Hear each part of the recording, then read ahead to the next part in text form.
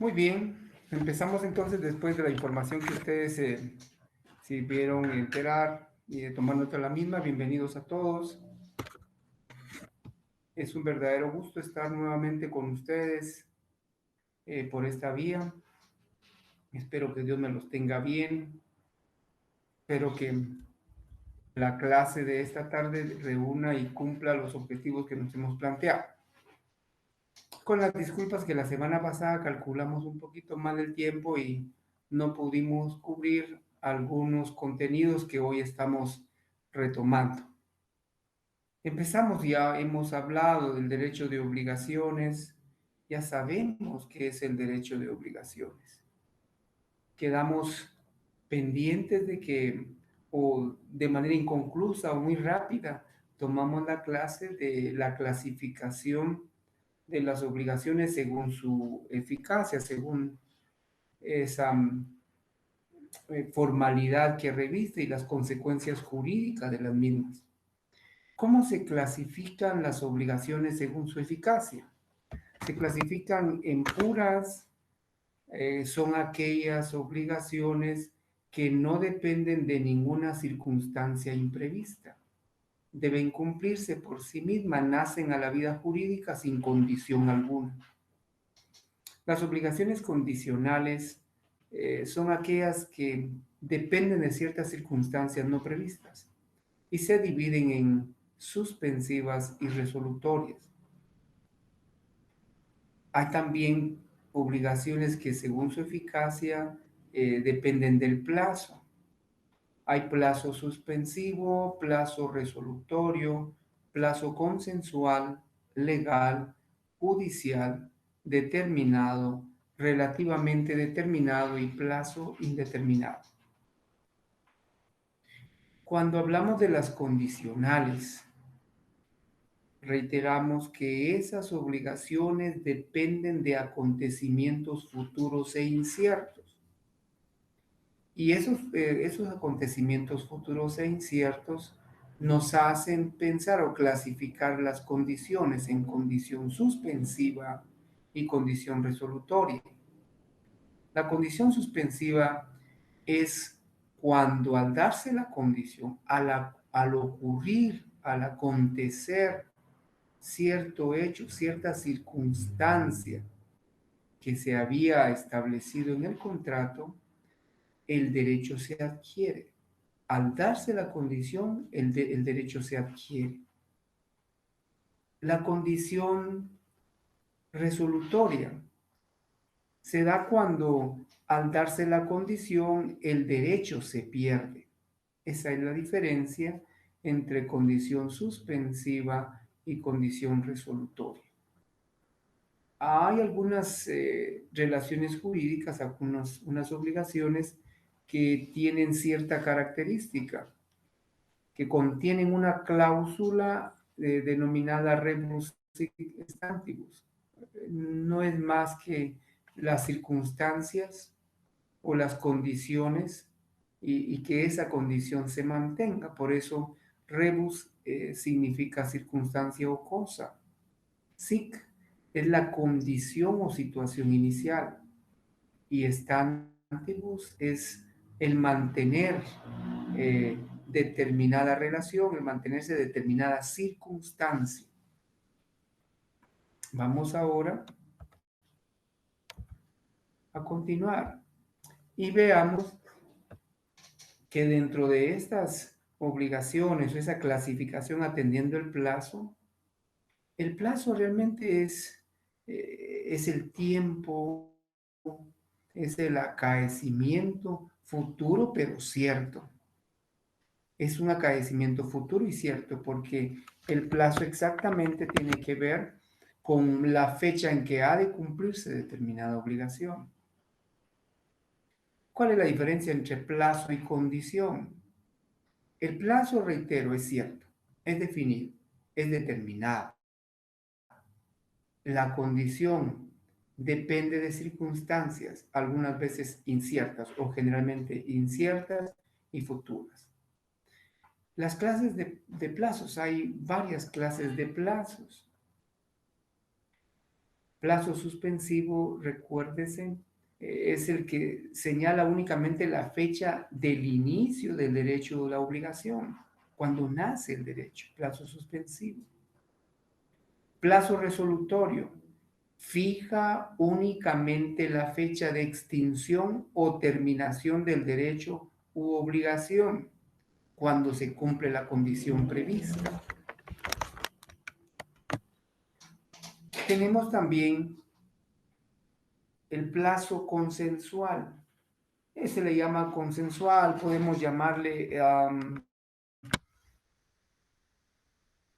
convenido, determinado, y el plazo que las partes convienen. El plazo legal es el establecido en la ley. Este plazo legal generalmente aplica a falta de plazo consensual. Si en una obligación no determinamos de forma concreta el plazo en que ha de cumplirse, esa falencia del contrato de la obligación va a suplirse con lo que establezca la ley al respecto. Siempre dentro de los plazos está el plazo judicial. Cuando no existe el plazo consensual y ni aplica el plazo legal, en este caso, en esos casos, entonces debemos estar a lo que un juez pueda fijar después de la diligencia correspondiente, la determinación del plazo para el cumplimiento de una obligación.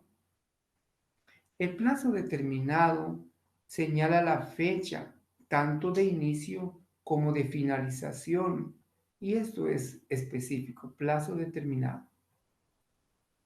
Tiene mucha relación con el plazo consensuado. Plazo relativamente determinado. Señala la fecha de inicio como determinación, pero no en forma específica. Hay alguna cláusula que hace que ese plazo sea relativamente determinado. El contrato tendrá vigencia de un año a partir del día de hoy. Ese ejemplo nos hace ver un plazo relativamente determinado, porque dice que vigencia de un año, pero si solo notamos que inicia a partir del día de hoy y concluye 12 meses después o 365 días después, estamos ante un plazo relativamente determinado, porque no hubo un dato concreto, una fecha específica del mismo. Y el plazo indeterminado es el plazo que señala tanto de inicio como de finalización, pero no se sabe su duración. Ejemplo, el usufructo vitalicio. Se sabe que el plazo es durante toda la vida del usufructuario, pero no sabemos cuándo va a fallecer. Entonces es un plazo indeterminado. Se constituye, digamos, que es una compraventa de un bien inmueble.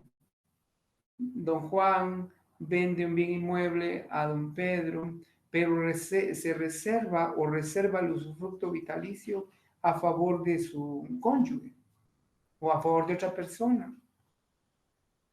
Y con el usufructo vitalicio sí se sabe cuándo inicia la fecha del contrato. Y sí se sabe que va a terminar en la fecha en que fallezca la usufructuaria, hablando del usufructo específicamente. Pero, ¿y cuándo va a fallecer la usufructuaria o el usufructuario?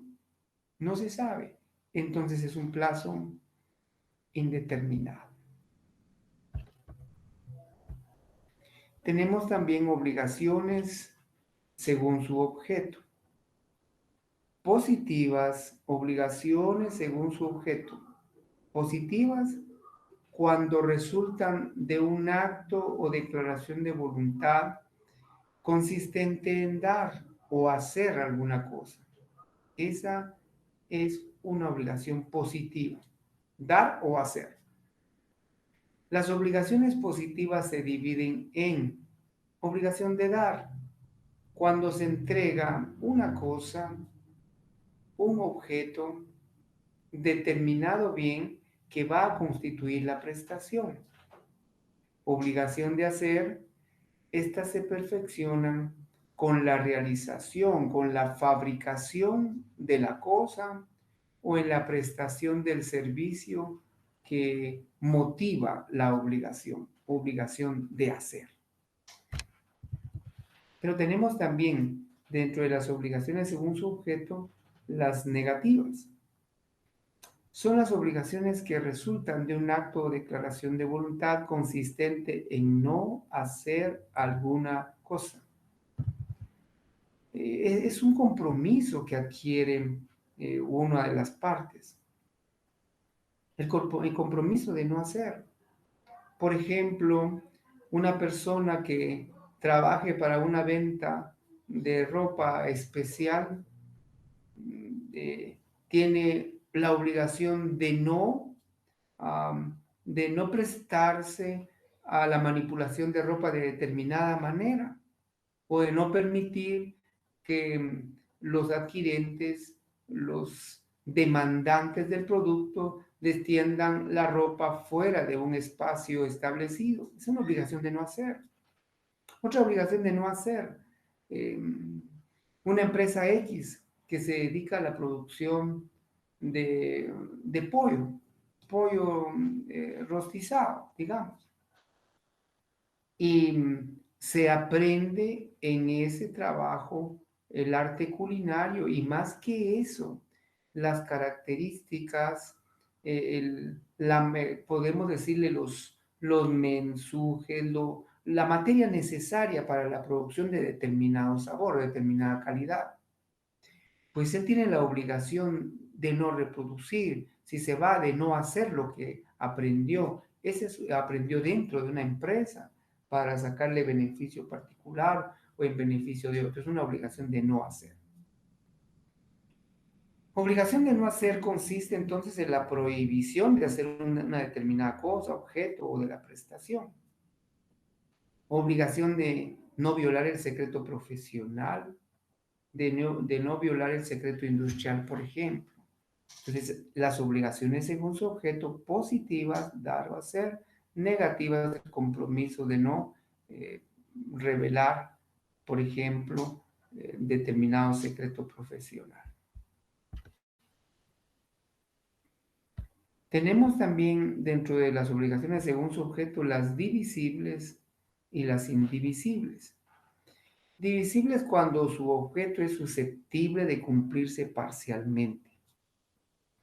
Indivisibles cuando no puede cumplirse parcialmente, solo debe cumplirse en forma íntegra o completa. La obligación de indivisibilidad se divide en indivisible de forma natural.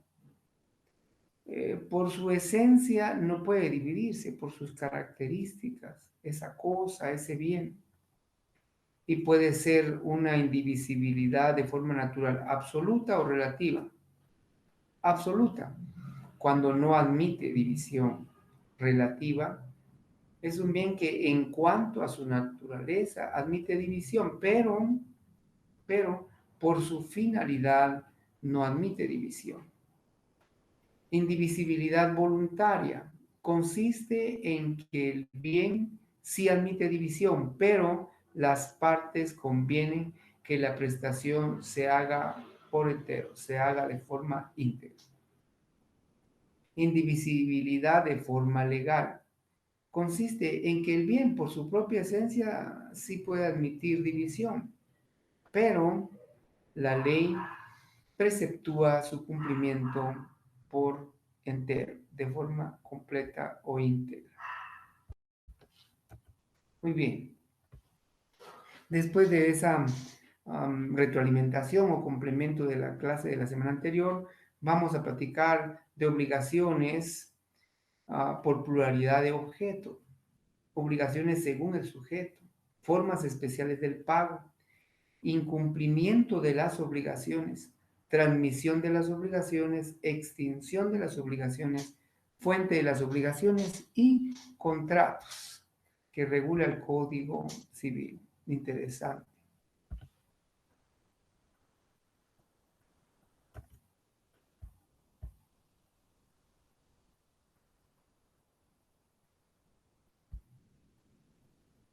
Muy bien. Estamos en obligaciones por pluralidad de objetos.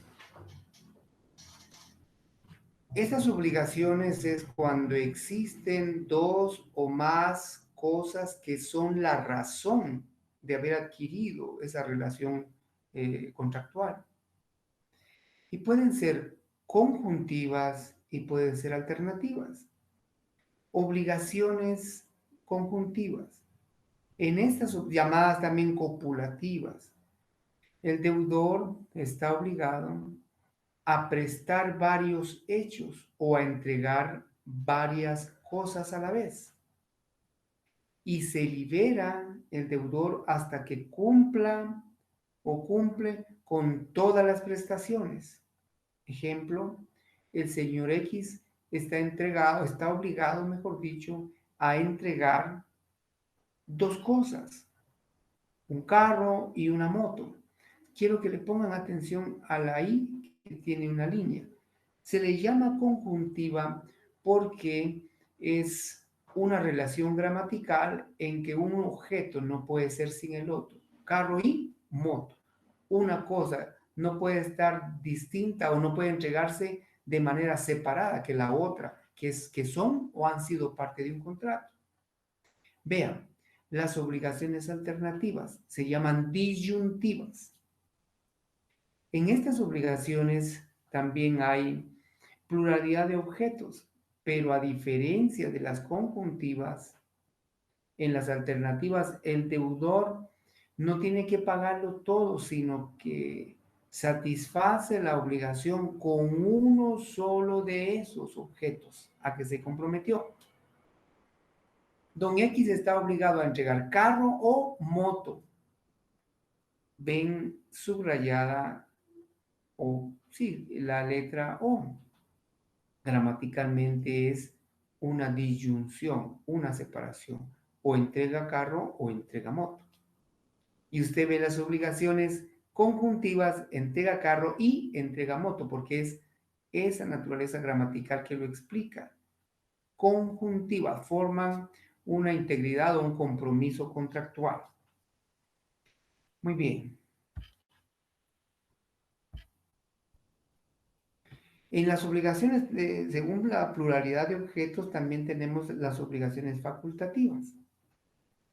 A diferencia de las dos anteriores, en las cuales hay varias prestaciones, en las obligaciones facultativas existen como objeto una sola prestación, pero la ley otorga al deudor la facultad legal, si es que lo desea, de cambiar esa prestación por otra. La primera prestación asume el carácter de principal, en tanto que la segunda es accesoria. Vean, por favor. Ya vimos las conjuntivas, ya vimos las disyuntivas y ahora estamos viendo la facultativa. En la facultativa le da la posibilidad de cambiar una prestación por otra. Diferencia entre obligaciones alternativas y facultativas. Las alternativas son principales, o entrega carro o entrega moto. En la facultativa, la primera es principal y la otra es accesoria. Es decir, tiene el deudor la facultad de cambiar una prestación por otra.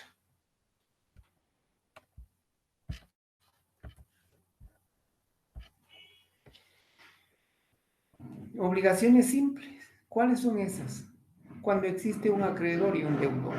Obligación simple. Obligación en mancomunidad. Existe mancomunidad en una obligación cuando son varios los acreedores o varios los deudores.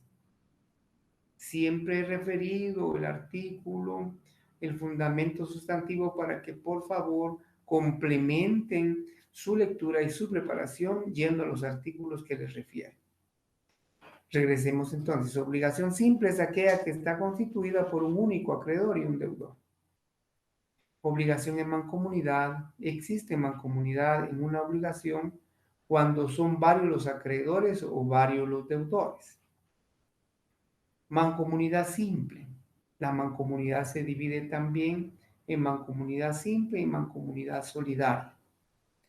Hay mancomunidad simple cuando son varios los deudores, de los cuales cada deudor se libera de la obligación pagando únicamente la parte proporcional o alícuota que le corresponde en cuanto a la obligación.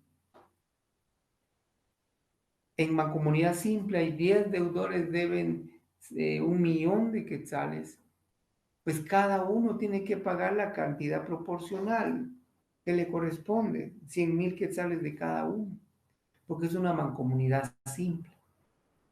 Aló, ve ahora la mancomunidad solidaria. Hay mancomunidad solidaria cuando hay varios deudores que están obligados a una misma cosa y todos o cualquiera de ellos puede ser obligado a pagar la totalidad del monto de la obligación. Un momento aquí. A ver, veamos. En la mancomunidad simple, cada deudor responde por la parte que le corresponde de una deuda. ¿Qué debería ser lo correcto? ¿Qué debe ser lo justo? Lo legal. Bueno, lo correcto, lo justo, porque también la mancomunidad solidaria es legal. En cambio, en la mancomunidad solidaria, si hay 10 deudores y 8 no pagan, los dos que quedan y que han cumplido con pagar o ir pagando, a ellos se les puede requerir el pago total de la deuda. Ya no la parte alícuota ni la parte proporcional, sino que tendría que pagar toda la deuda.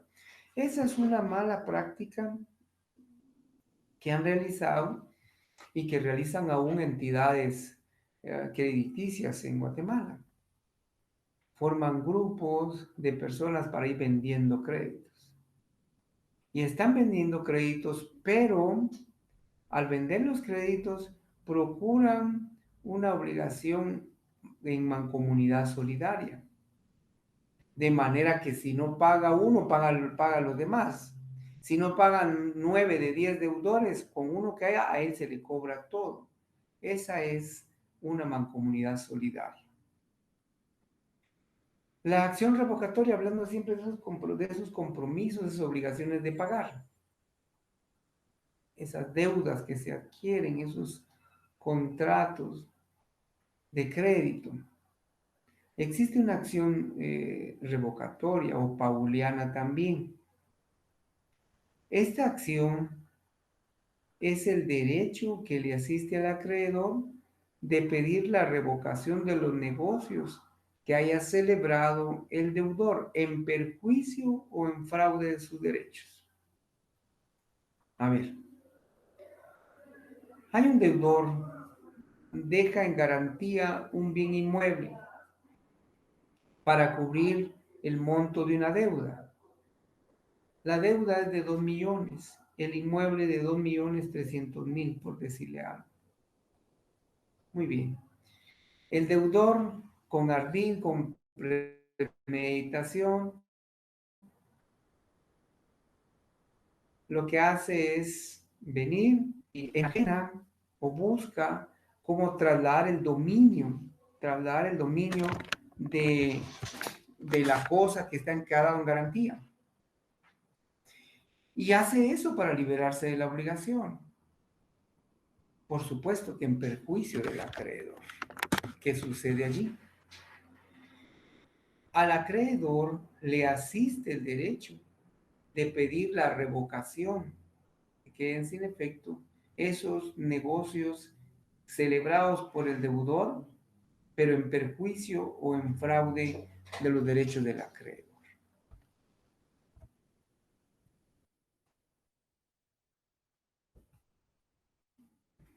Muy bien.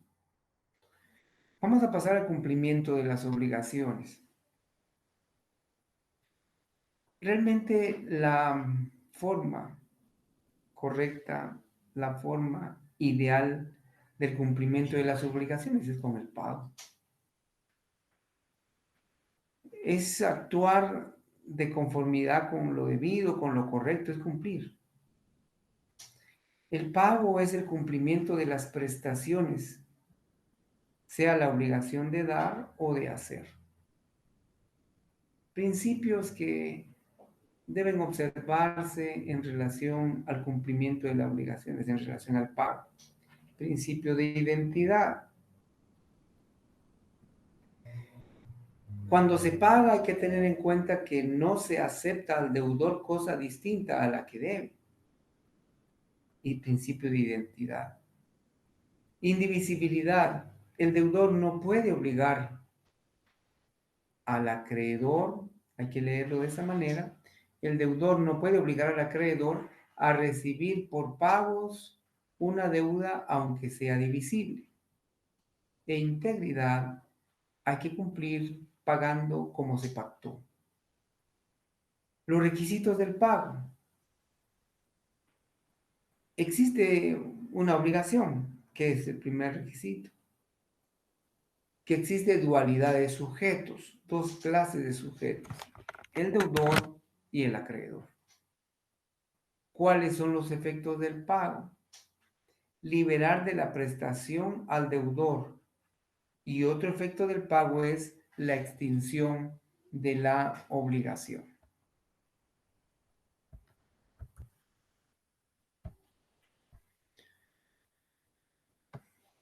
¿Cuáles son las formas de pago? El pago deberá hacerse del modo que se hubiere pactado y no podrá efectuarse parcialmente por convenio expreso por disposición de la ley. Sin embargo, cuando la deuda tuviere una parte líquida y otra ilíquida, debe leerse por favor, podrá el acreedor exigir el pago de la primera sin esperar a que se liquide la segunda. Si existe una parte de la deuda que es líquida, exigible y de plazo vencido, eso permite al acreedor reclamar esa parte de la deuda. Y líquida, podrá el acreedor esperar a que se liquide o que cumpla el plazo establecido para su cumplimiento. El principio de identidad, lo platicamos hace un momento, no se puede obligar al acreedor a aceptar cosa distinta de la que se le debe, aunque el valor de la ofrecida sea igual o mayor, salvo disposición especial de la ley. Lugar de pago. El pago generalmente tiene que hacerse en el lugar designado en el contrato. Y si no se designó y se trata de cosa cierta y determinada, se hará el pago en el lugar en que la cosa existía al tiempo de contraerse la obligación. En cualquier otro caso, el pago debe hacerse en el domicilio del deudor al tiempo de exigirse la obligación. Tiempo de pago. Las obligaciones deben ser ejecutadas sin demora, a no ser que circunstancias relativas a su naturaleza, modo o lugar fijado para el cumplimiento impliquen la necesidad de un plazo que fijará el juez prudencialmente, si no estuviera señalado por la ley. Si las partes hubieran señalado plazo, el pago debe hacerse el día de su vencimiento.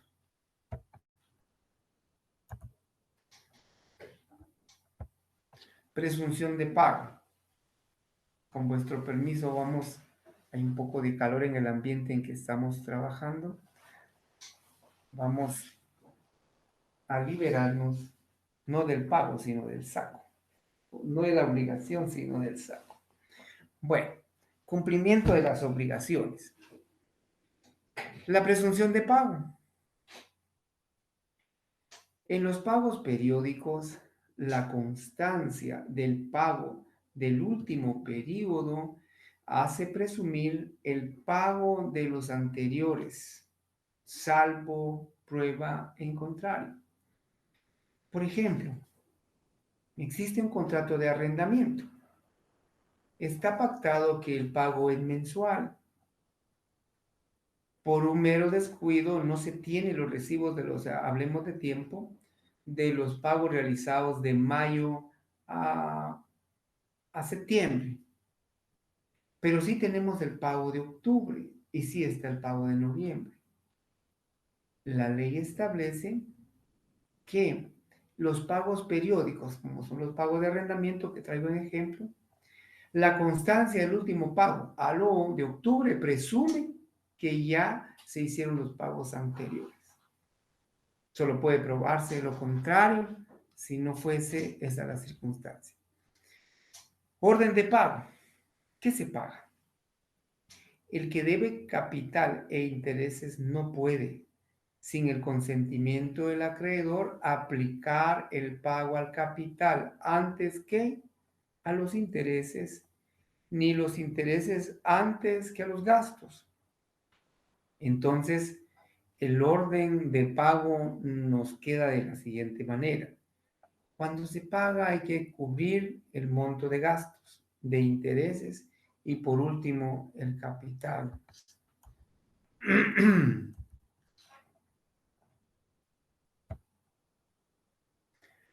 Llegamos a las formas especiales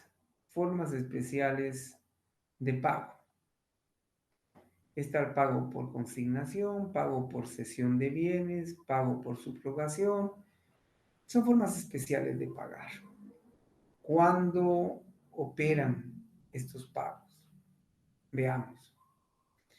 El pago por consignación se paga por consignación depositando suma o cosa que se debe ante un juez competente. Eso, esa es una circunstancia que en la vida real generalmente ocurre. Y les voy a explicar o poner algún ejemplo en relación a este tipo de pago. Sucede, respetables colegas, que algunos notarios en contubernio con determinadas personas en un contrato, realizan actos incorrectos. Por ejemplo, cuando trabajan algunas promesas de venta de bienes inmuebles, en el contrato establecen que la promesa de venta es para un plazo de un año y establecen los pagos que se harán constantemente o continuamente hasta el cumplimiento del plazo convenido.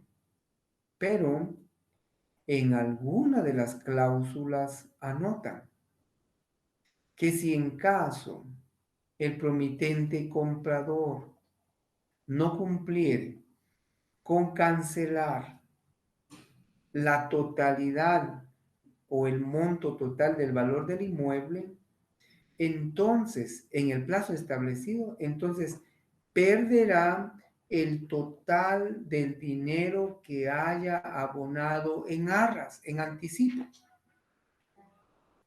Ese es un acto que puede rayar con el enriquecimiento ilícito. Es un ilícito realmente. ¿Y qué hacen? El promitente vendedor entonces viene y cuando ya solo queda pendiente un pago o dos pagos, ya el monto de la deuda es mínimo, esquiva, esquiva al promitente comprador para no recibirle los pagos. El promitente comprador lo busca y no lo encuentra y está viendo y va con un abogado notario graduado de la Universidad Rural que sí sabe qué hacer y le cuenta. compré un terreno en una promesa. Ya solo de los 200,000 quetzales debo 10,000 y resulta que el señor que me va a vender, el promitente comprador, ya no aparece. Ya fui a buscarlo y no aparece. El licenciado que hizo el contrato dice que no es cosa de él, que él solo hizo el documento. ¿Usted qué hace? ¿Qué hago? ¿Qué hago? Porque recuerdo que como promitente comprador me leyeron que si yo no cumplía con pagar hasta el último centavo en la fecha establecida y va a vencer ahora el 22 de octubre, si no cumplo con pagar el valor total del terreno, voy a perder lo que ya di y eso no es justo. Allí está la forma especial, el pago por consignación. Entonces, ese monto que está pendiente, si existe alguna ardida, alguna mala fe de un promitente comprador, un contratante para no recibir el pago, entonces lo que se hace es pagar por consignación a través de un juzgado y de esa manera, de forma lícita, queda pagado y no podrá quedarse con el dinero que en arra le haya entregado el promitente comprador. ¿En qué otros casos puede hacerse pago por consignación? Pero hay un sinfín de ejemplos. Pero viene a mi mente, por ejemplo, los arrendatarios. Hay algunas, más que todo instituciones como las municipalidades, que se mueven muchos, bueno, se mueven con fines políticos, yo diría que el 100% de las municipalidades. Pues una de estas municipalidades tiene algunos arrendamientos o locales dados en arrendamiento, pero que por fines políticos y compromisos partidistas ya no quieren recibirle el pago a determinada persona que tiene un local para servicio de sanitarios, por ejemplo, en un bien inmueble municipal. No quieren recibirle el pago. ¿Para qué no le reciben el pago al arrendatario? Para que incurra en la causal o en una de las cláusulas prohibitivas del contrato de arrendamiento, que indica que si deja de pagar un mes o 2 meses calendarios, se rescinde el negocio y deberá entregar el local. O sea, es el objetivo de recuperar el local por parte de la MUNI. ¿Qué hace el arrendatario? Si ya no quiere recibir el dinero en la municipalidad, entonces lo que hace es un pago por consignación y así hay muchos ejemplos. Entonces una forma especial de pago es el pago por consignación. Otra forma especial, el pago por cesión de bienes. El pago por cesión de bienes es una forma especial de pago la cual se da cuando el deudor no es capaz de pagar sus deudas, por lo que entrega a los acreedores la totalidad de sus bienes para que tengan por satisfecha la deuda. Este tipo de pago generalmente se da en las quiebras, cuando las empresas han sido declaradas en quiebra. Pago por subrogación. Primero debemos entender la palabra subrogar como cambiar. Cambiar a una persona por otra. Esa es subrogación. Forma especial de pago y a la vez también una forma de transmitir las obligaciones. Un deudor es subrogado por otra persona para el cumplimiento de la obligación. Entonces podemos afirmar que el pago por subrogación se da cuando un tercero paga la deuda. Dicho en otras palabras, la deuda es pagada, pero no por el deudor, sino por alguien más mismo que tiene derecho a repetir contra el deudor. Imputación de pagos. La imputación de pagos es una forma especial de pago, la cual consiste en que el deudor obligado a pagar varias deudas a un mismo acreedor, el deudor tiene derecho de declarar al hacer el pago a qué deuda debe aplicarse ese pago. Significa que una misma persona tiene varias deudas con un mismo acreedor y va abonando y tiene que indicar, tiene ese derecho en la imputación de pagos de establecer a qué deuda está abonando el monto que vaya entregarle al acreedor. Dación en pago. La dación en pago es otra forma especial de pagar. Consiste en que el deudor paga al acreedor entregando cosa diferente a la estipulada. El deudor puede elegir con qué cosa pagar distinta a la que pactaron. Puede pagar con una cosa distinta a la pactada. Pero el acreedor no está obligado a recibir cualquier cosa, sino la que él consienta. Pago por dación de bienes. Y ahora vamos al tema del incumplimiento de las obligaciones. ¿Quién incumple? El que lo hace, el que lo da. Es la desobediencia de lo pactado al momento de contraer la obligación. ¿Qué es la culpa? Hablando desde el ámbito civil. Consiste en una acción u omisión perjudicial a otro, en que se incurre por ignorancia, por desconocimiento, por impericia, en determinada ciencia o negligencia, pero sin propósito de dañar. Eso es culpa. Eso es culpa. Es una acción, una omisión que yo hago por imprudencia, negligencia, impericia, qué sé yo, pero sin el ánimo de causar daño. La mora es el retraso injustificado y culpable en el cumplimiento de una obligación. Hay clases de mora. Atendiendo al origen y causa de que se derivan, está la mora ex contractu y la mora ex lege. Vamos a ver en qué consiste. Mora ex contractu es la que proviene del contrato. Esta procede por haber sido pactada por deudor y acreedor en un contrato, ya sea A, por haberse pactado, B, por vencimiento de plazo y C, por incumplimiento de una cláusula del contrato. Mora ex lege es la mora que proviene por ministerio de la ley, que en este caso la misma ley determina los efectos de la morosidad. Morosidad, el no cumplir lo pactado o los pagos en el plazo establecido.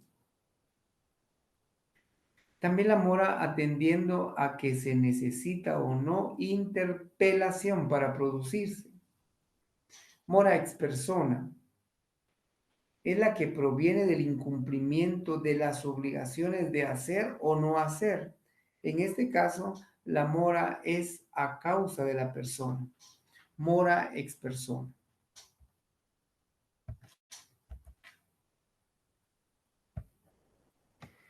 Y está la mora ex re, o sea, la mora real.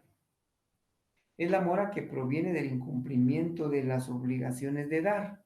En este caso, la mora a causa de la cosa.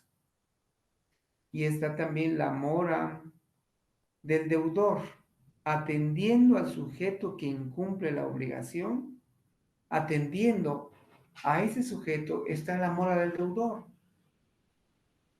Es la mora en que incurre el deudor cuando no cumple en el tiempo y lugar convenido. Es la más común de las moras.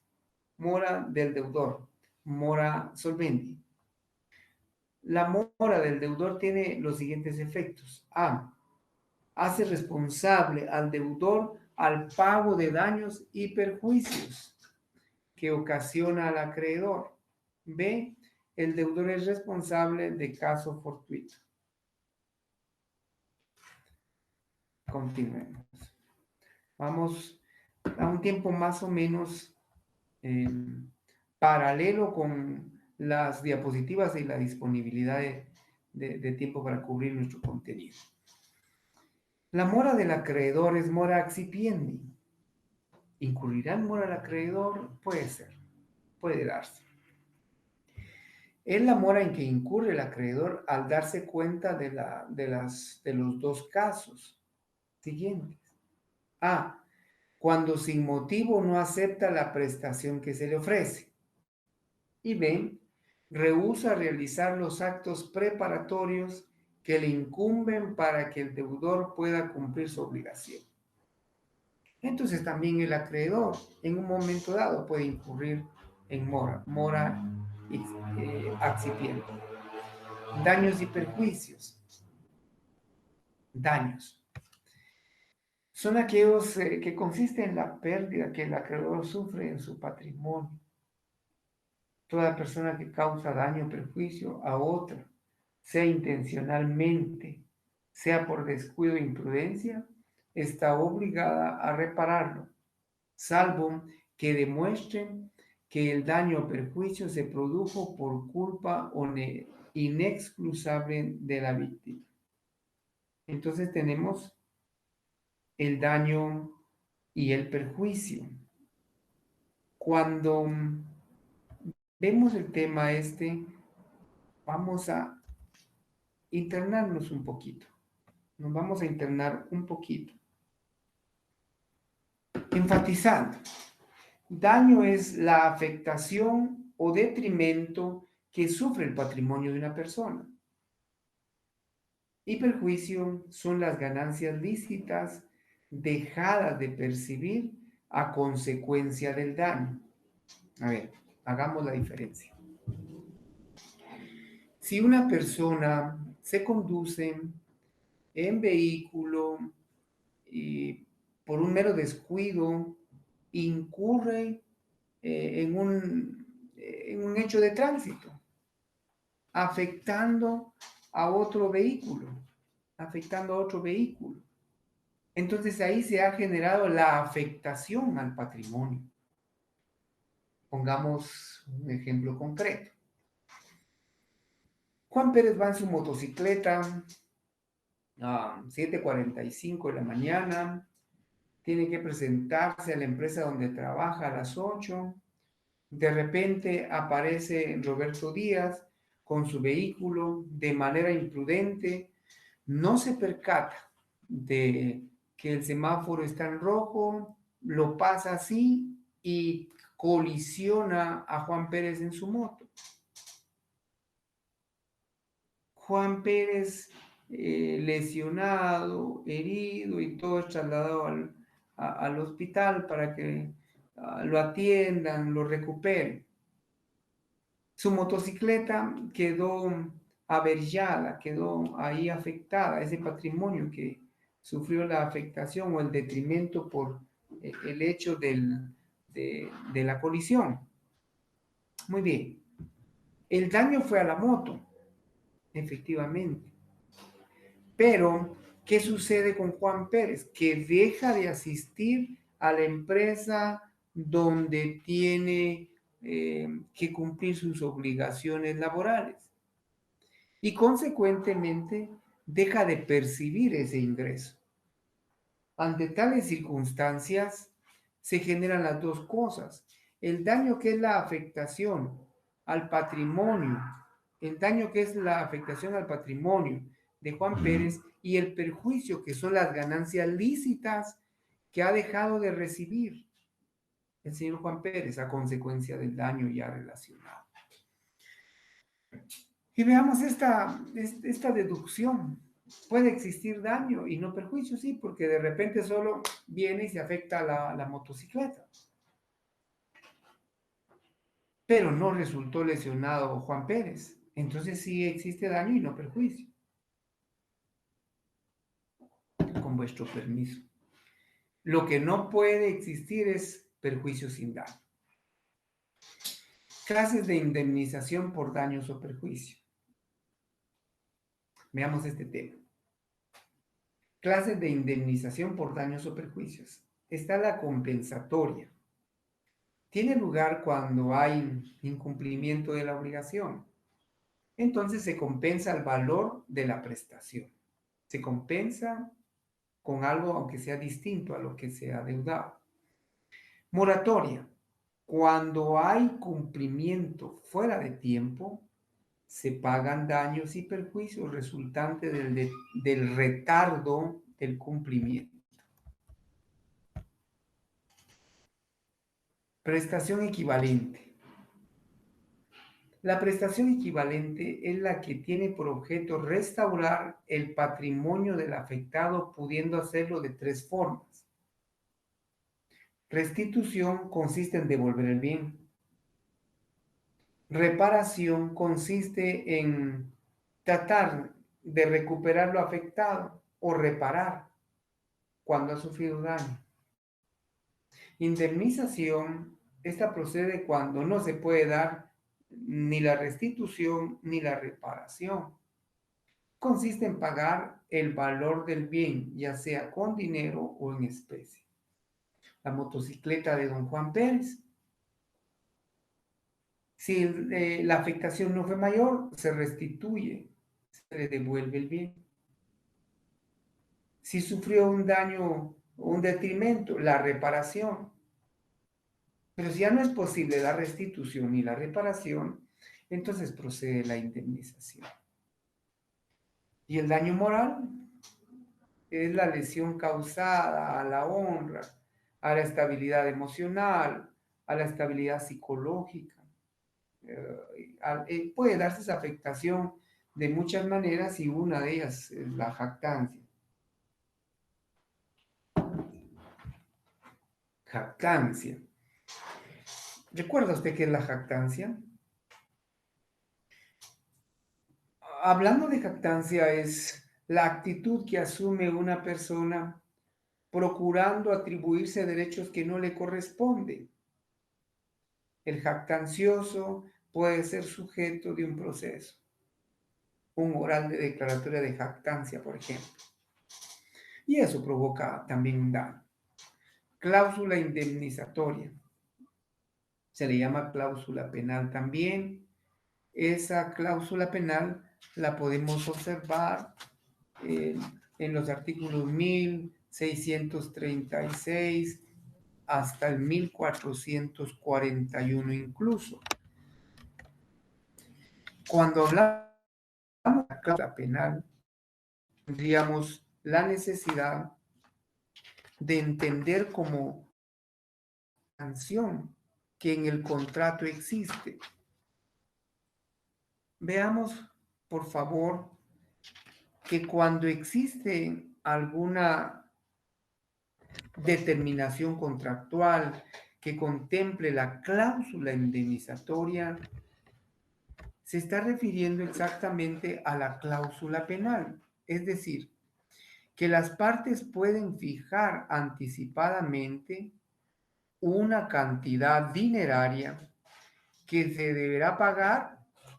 ¿Quién? El que deje de cumplir la obligación o no la cumpla de la manera convenida o retarde su cumplimiento, la cual en esos casos compensa daños y perjuicios como cuando anticipadamente ha sido fijada una cantidad que deberá pagarse por incumplir en plazo, en tiempo o en las condiciones ya relacionadas. Y las arras, cuando hablamos de arras, nosotros nos estamos refiriendo exactamente a esos anticipos que suelen darse para el iniciar una obligación contractual. Y entendamos que esas arras dadas en garantía, pero arras, ¿cómo vamos a entender las arras? Es una figura jurídica que consiste en la entrega de una cantidad de dinero por medio de las partes de un contrato, quienes se obligan a cumplir. Caso contrario, pierden ese caudal efectivo, las arras, la garantía, el seguro para poder satisfacer una obligación.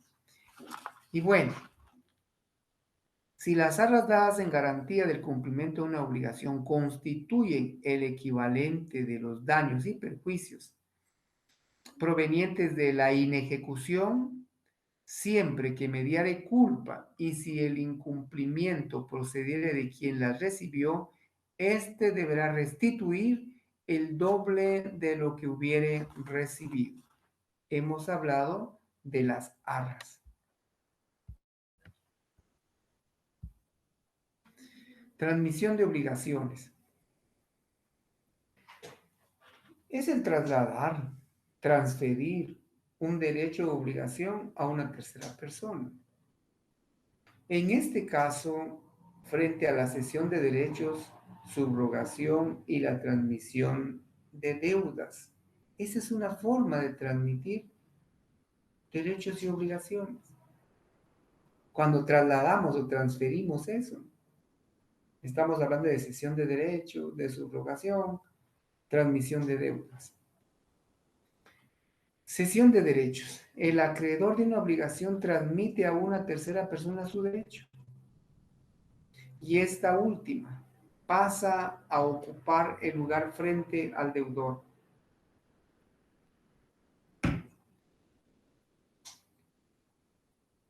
Y esta última, entonces, cuando el tercero viene y sustituye al deudor, asume el compromiso. ¿A partir de qué momento surte efecto? Hay que tener en cuenta que a partir del momento en que sea realizada la subrogación o la sustitución, es necesario considerar que empieza a surtir efecto. La cesión no produce efectos contra el deudor ni contra el tercero, sino desde que se notifica al deudor o desde que éste se muestra sabedor de esa cesión de derechos. ¿Qué derechos no pueden cederse? Aló, ¿qué derechos no pueden cederse? El derecho de alimentos. No puede la progenitora decir, bueno, el derecho a la pensión alimenticia que recibo de X a favor de mis menores lo voy a ceder para cumplir con una deuda. No. No pueden, no procede la cesión de derechos cuando se trata de alimentos. Esto hay que verlo en el artículo 282. El otorgamiento de testamento tampoco puede cederse. Es una acción personalísima. El cargo de albacea no puede darse. Recuérdese que él, como encargado del cumplimiento de la voluntad testamentaria, debe cumplir con ese cargo personalmente. El desempeño del cargo de apoderado es personalísimo. El, el cargo asumido, el cargo asumido por una persona que representa a otra, no puede delegarse, no puede venir y incumplirse y dejar a alguien más para que haga efectiva las cláusulas del mandato que se hizo a su favor. Es encargo personalísimo. Tampoco puede ceder esos derechos. La revocación de donación solo es del donante. Nadie más puede venir. Mi papá donó un terreno, pero yo voy a revocarlo. No. Esa es una facultad personalísima e irrenunciable del donante. De igual manera, no pueden cederse las obligaciones y las facultades del cargo de tutor y protutor. Cesión de crédito. Consiste en la transferencia que hace una persona a favor de otra del derecho que tiene sobre el deudor. Ser subrogado, sustituido como acreedor, está bien, pero como deudor creo que no es conveniente. Sesiones especiales. Está la cesión de títulos nominativos, la cesión de derechos litigiosos puede darse también, la cesión de derechos hereditarios. Sí lo permite la ley, pero hay que tener en consideración determinadas circunstancias que se van dando con ese tipo de derechos o de cesiones que la ley tiene establecidas. Veamos, por ejemplo, si se trata de la cesión de títulos nominativos, perdón, derechos litigiosos para ir entendiendo este tema. ¿Será que un inmueble que se encuentra en conflicto podemos cederlo, negociarlo, venderlo, donarlo? Bueno, pueden venderse cosas que estén en litigio. Se pueden vender no solo las cosas en litigio, las cosas futuras, eh, las que están en litigio, cualquiera puede vender las cosas o derechos litigiosos. Por supuesto, con las limitaciones, haciendo saber las circunstancias en que se encuentran las mismas. Siempre que el vendedor instruya previamente al comprador de esas circunstancias, incluso bienes grabados, puede venderse, pero así hace saber al adquirente o al comprador que esos bienes tienen determinadas limitaciones para su libre disposición, que tiene grabados. Derechos hereditarios, ¿será que los podemos ceder? Se pueden vender un derecho hereditario sin especificar los bienes de que se compone, y en tal caso, el vendedor solo responderá de su calidad de heredero. Cuando vendemos derechos hereditarios, realmente lo que estamos trasladando es el dominio de derechos a la parte alícuota o proporcional que nos corresponde sobre una masa hereditaria, pero sí pueden ser objeto de venta. Subrogación ya notamos que es una forma especial de pago y a la vez una forma de transmisión de obligaciones que consiste en el cambio jurídico de una persona por otra en la titularidad del derecho. Diferencia entre cesión de derechos y subrogación. Cesión de derechos se da en virtud de un contrato, no necesariamente hay pago. Al ceder el derecho, el nuevo acreedor sigue recibiendo pago en forma pactada. Se respeta el trato o la obligación original. Subrogación no media contrato entre sujetos.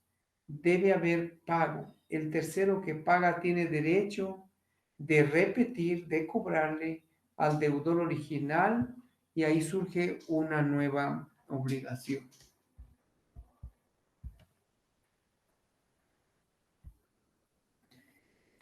Clases de subrogación. Está la subrogación real, personal, voluntaria y legal. Subrogación real, cuando se sustituye una cosa por otra. Subrogación personal, se sustituye una persona por otra. Veamos, real, cuando se sustituye una cosa por otra. Personal, se sustituye una persona por otra. Voluntaria, el tercero conviene con el acreedor en que el tercero tome su lugar frente a la obligación. No es necesario que el deudor dé consentimiento al tercero para pagar la deuda.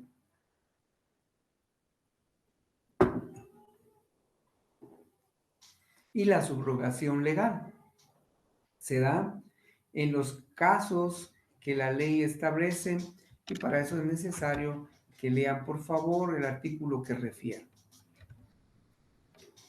Transmisión de deudas. Es la asunción de deudas.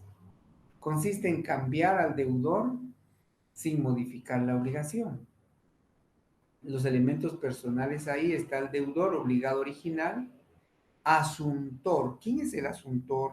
Es el que asume la deuda ajena por sí mismo. Siquiera hubiera muchos asuntores en Guatemala para sustituir a tanto deudor. Diferencia entre transmisión de deudas. Puede que cambie y allí la persona del deudor. Y cesión de derechos. Persona que cambia es el acreedor de la obligación en la cesión de derechos. Transmisión de deudas, cambia a la persona del deudor. Cesión de derechos, cambia a la persona del acreedor. Extinción de las obligaciones. Es extinguir, es finalizar, es ponerle un hasta aquí, es cumplir, es terminar, finalizar la relación jurídica entre acreedor y deudor. Formas de extinción de las obligaciones. Por compensación, por novación, por remisión, por confusión, por prescripción extintiva. Por compensación, dos personas reúnen la calidad de deudores y acreedores recíprocamente y por su propio derecho. Características. Es un modo automático de extinguir la obligación. La obligación que se compensa se da entre acreedor y deudor recíprocos. ¿Aló? Hay acreedor y deudor recíprocos. Yo soy acreedor de determinada cantidad con Juan Pérez, pero Juan Pérez también es deudor conmigo. O sea, hay una obligación recíproca de acreedor y deudor de manera alternativa, de manera interpersonal o recíproca entre dos partes. Por novación, o sea, por el cambio, por la creación de una nueva obligación.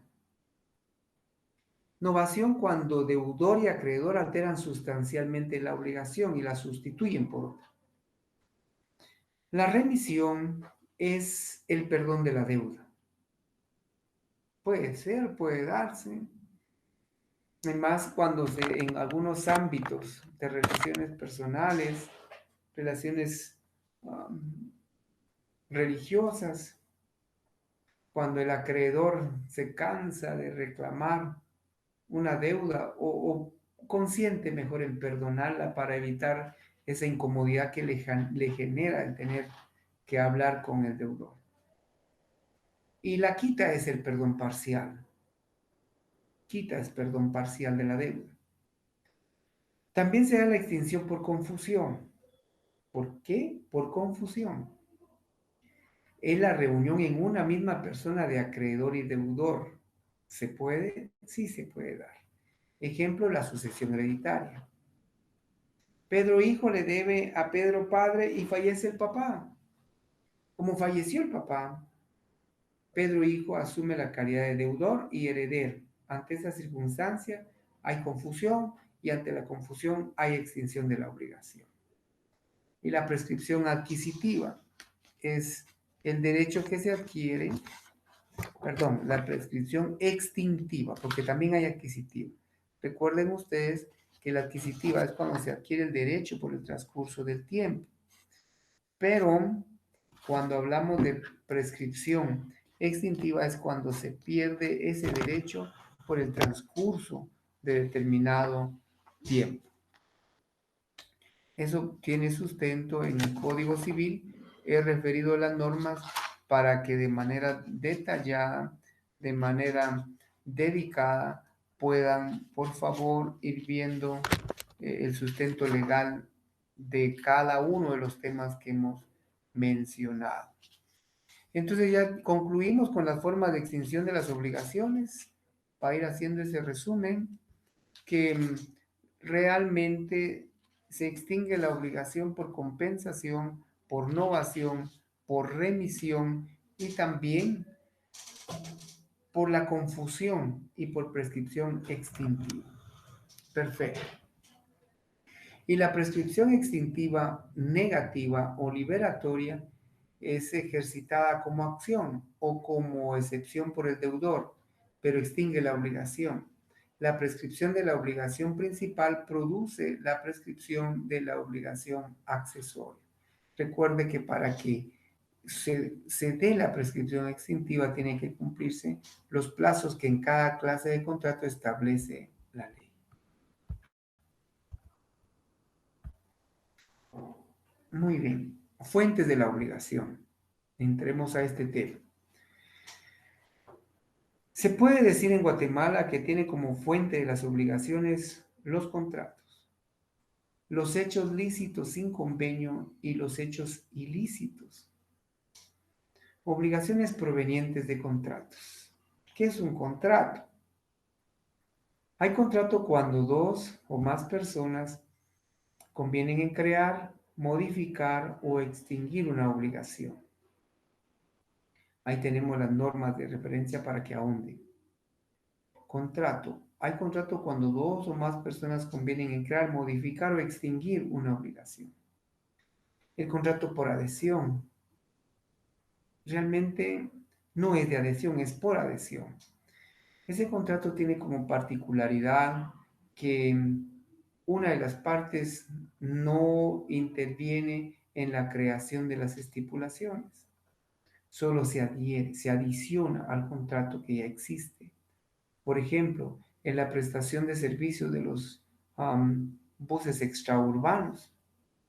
Usted sube a un vehículo, le extienden un ticket, usted paga su valor, el valor del transporte vaya a cualquier lugar del país y allí lo que está haciendo es materializar un contrato por adhesión.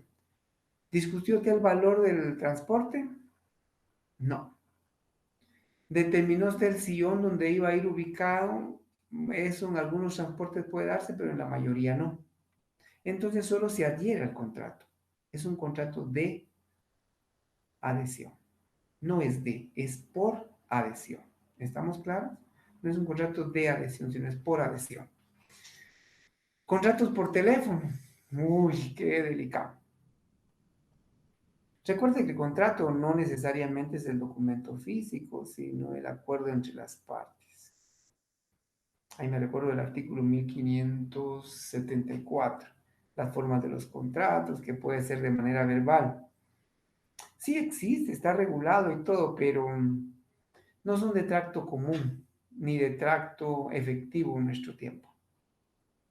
Contratos por teléfono.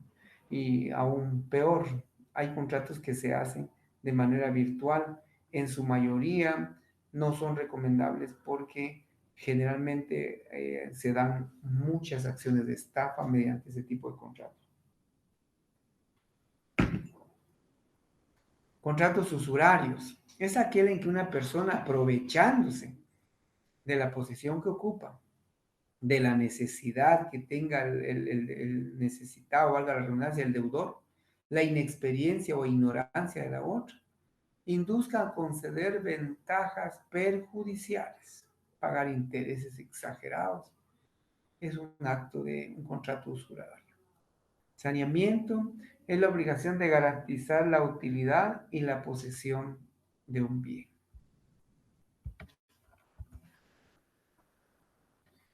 Formas de los contratos.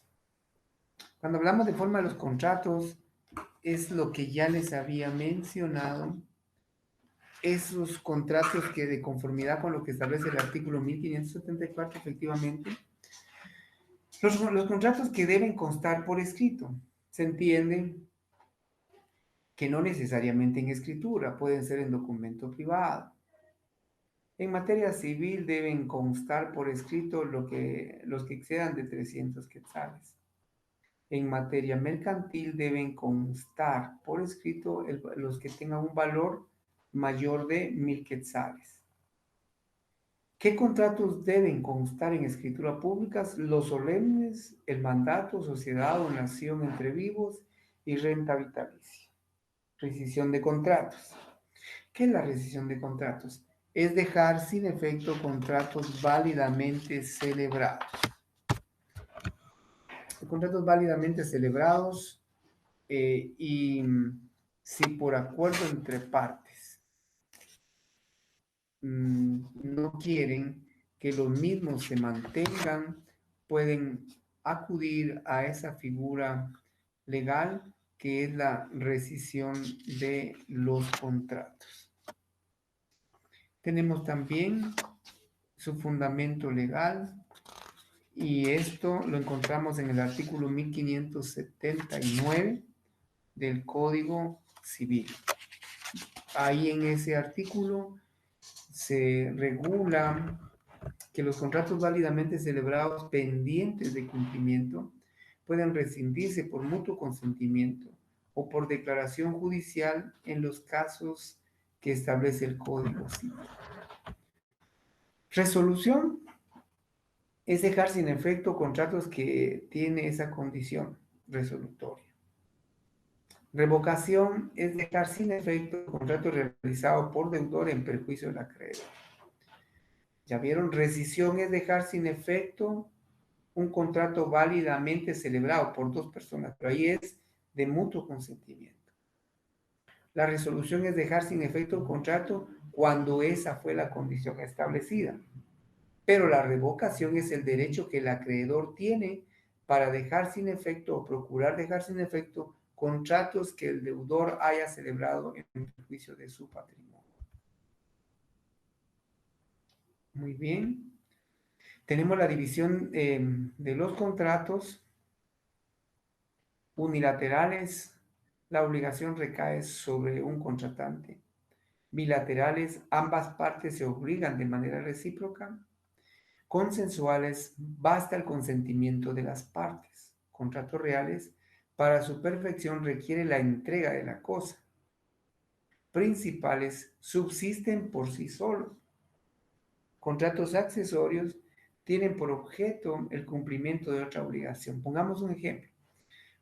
Contratos principales, por ejemplo, la compraventa, contrato principal, subsiste por sí solo. Accesorio, por ejemplo, la promesa de compraventa. Ese contrato no subsiste por sí solo, porque tiene por objeto el cumplimiento de otro llamado compraventa. Oneroso, se estipula provecho y gravámenes recíprocos. Gratuito, provecho para una sola de las partes. Contratos conmutativos, aquellos cuya prestación es cierta y beneficio o pérdida que causan es inmediata. Conmutativos, una prestación cierta y los beneficios o las pérdidas son inmediatos. Aleatorios es igual a una ganancia o pérdida, pero que depende de la realización de un acontecimiento no determinado. Condicionales, su realización depende de un suceso incierto. Absolutos, su realización depende o es independiente de condiciones. Contratos absolutos, su realización es independiente de condiciones establecidas o condición por establecer. Obligaciones provenientes de hechos lícitos sin contrato o sin convenio. También se les denomina por la doctrina como cuasi contratos, casi contratos. Definición: son los hechos legales y voluntarios que obligan a las personas, con la particularidad de que los obligan a ambos sin haber habido acuerdo previo entre los dos. Clasificación: está gestión de negocios, enriquecimiento sin causa. Ya sabe que la gestión de negocios es una institución sustantiva que le permite a una persona actuar en beneficio de otra solo en determinados actos sin atribuirse derecho o posesión alguna. Muy bien, corrimos un poquito, pero era necesario para cubrir los contenidos que teníamos pendientes. Le ruego por favor que tengamos en consideración los cuestionamientos que tenemos aquí en la pantalla, en su diapositiva. Recuerde que hablamos de las obligaciones como resultado de la declaración de voluntad, que sí sabemos cuándo existe obligación con pluralidad de partes. Recuerde usted que cuando se hace la clasificación de las obligaciones, hay obligaciones simples. Y esas obligaciones simples son aquellas en las que existe un único deudor y un único acreedor. Pero también hay obligaciones en que existen varios acreedores y pueden existir varios deudores. Les puse algunos ejemplos de ese tipo de obligaciones. ¿Se recuerdan de la diferencia entre obligaciones conjuntivas de las alternativas? ¿Se recuerda? Se recuerda que hablamos de la conjunción. Se recuerda que hablamos de la disyunción también, que hay obligaciones en las que se entregan dos cosas por el deudor y por eso se llama conjuntiva, dos o más cosas. Y esas, hay una letra que usted recuerda que es la que gramaticalmente refleja la conjunción, la letra I. Pero también están las obligaciones alternativas, ¿verdad? Que dan la facultad de entregar una u otra cosa. Luego hablamos del pago, fuimos poco a poco trabajando con el pago, dijimos que el pago, recuerde usted, la forma ideal de cumplir una obligación. Hablamos también de una de las formas especiales de pagar. Recuerde las formas especiales, describa las formas especiales, porque puede ser que vaya a ser, valga la redundancia, un tema objeto de evaluación. El pago por consignación, la importancia que reviste ese pago. Cuando nos encontramos ante acreedores o ante partes, ante personas o instituciones que pretenden afectar a una persona con la que existe una relación contractual, por ejemplo, de arrendamiento, por ejemplo, de una promesa de venta. Y cuando existen esos compromisos y se quiere perjudicar a una de las partes y ya no reciben o no se quiere recibir el pago, para eso existe esa forma especial de pago, pago por consignación. ¿Es de tracto común? Sí. El pago por consignación es frecuente, es constante en nuestro entorno. Como profesional he tenido y tengo actualmente una serie de compromisos con arrendatarios de algunos locales municipales en varios lugares del departamento de San Marcos, en dos lugares del departamento de San Marcos, y que ahí hemos tenido y vamos a tener la necesidad de realizar pagos por consignación. También se recuerda de las promesas de compraventa en las que los vendedores o promitentes vendedores de mala fe buscan cómo quedarse con un dinero que han recibido y amparar esa acción en una cláusula contractual que es usurera, en la que en una promesa de venta establecieron que si el promitente comprador no cumple con pagar en el plazo establecido el total del valor del bien inmueble, todo el dinero que ha entregado queda en concepto de daños, perjuicios a favor del promitente comprador. Y para quedarse con ese dinero ya no reciben el pago, por lo que el promitente comprador necesita realizar pagos vía consignación ante el juzgado competente o del lugar donde se haya dado. Se recuerda de la quita, es un perdón parcial, se recuerda de las arras, se recuerda de la cláusula penal que platicamos, que de una vez en un contrato puede establecerse una, una estipulación económica en contra de la persona que incumpla el contrato. Se le pena con un monto económico que ha sido pactado por las partes. La acción pauliana o revocatoria para que los acreedores no sean afectados en su patrimonio. La mora cuando ha habido requerimiento del pago de la obligación y no se cumple. Las clases de mora que usted puede describir. Luego también tendremos la conceptualización de rescisión, de resolución y de revocación de contratos.